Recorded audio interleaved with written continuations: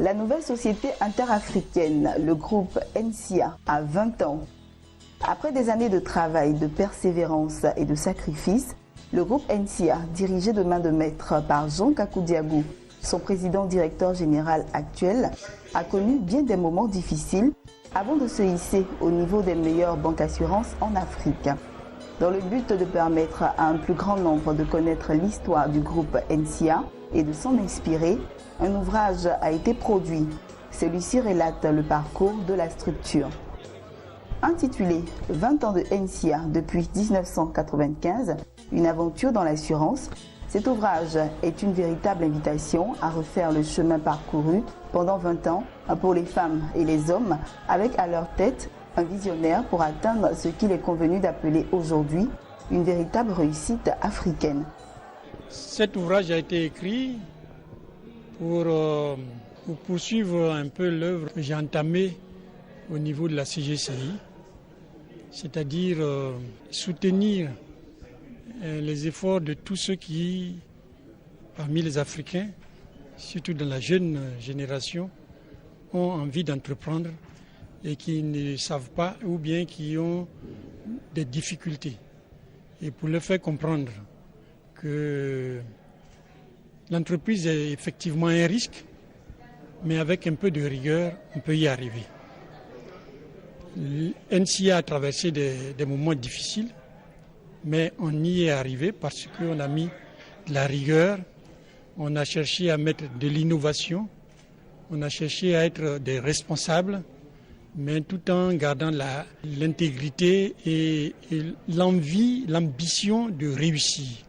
Jean Kakou Diagou a profité de l'occasion pour apporter quelques conseils à tous ceux qui comptent un jour se lancer en créant leur propre entreprise. On n'a rien sans rien. On n'a rien sans effort. Mais si on y met de la rigueur et de l'imagination, il n'y a pas de raison qu'on ne réussisse pas. L'argent, on l'aura.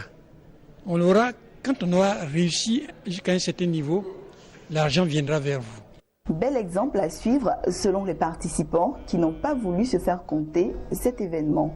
Il faut noter le parcours d'un homme, employé d'une grande société d'assurance dont il se sépare à la suite de malentendus et qui décide lui-même de prendre son destin en main et il crée sa propre entreprise.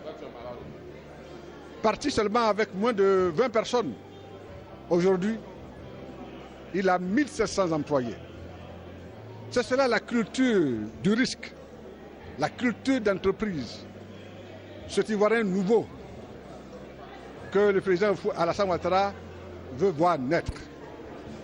Ce sont des exemples que nous devons montrer, que les Ivoiriens doivent découvrir, pour dire que ceux qui ont réussi ont travaillé dur, avec foi et avec patience.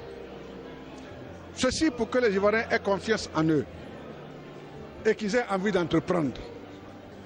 C'est un témoignage que M. Diagou laisse à la Côte d'Ivoire tout entière, mais aussi aux générations futures. Et cela fait énormément plaisir de savoir qu'il y a des Ivoiriens qui, par leur foi en eux-mêmes, par leur combativité, par leur espérance, ont réussi dans un monde aussi difficile que celui de l'entrepreneuriat à un très haut niveau. Et c'est un bel exemple.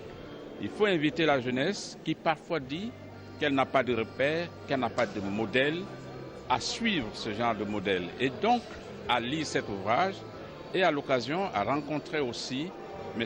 Diagou pour s'inspirer de ce qu'il a fait. Il inspire. Si je dis il inspire, il donne l'envie de prendre le risque. Il est important de noter que cette œuvre a été rédigée par Frédéric Gramel, actuellement enseignant à l'École normale supérieure d'Abidjan.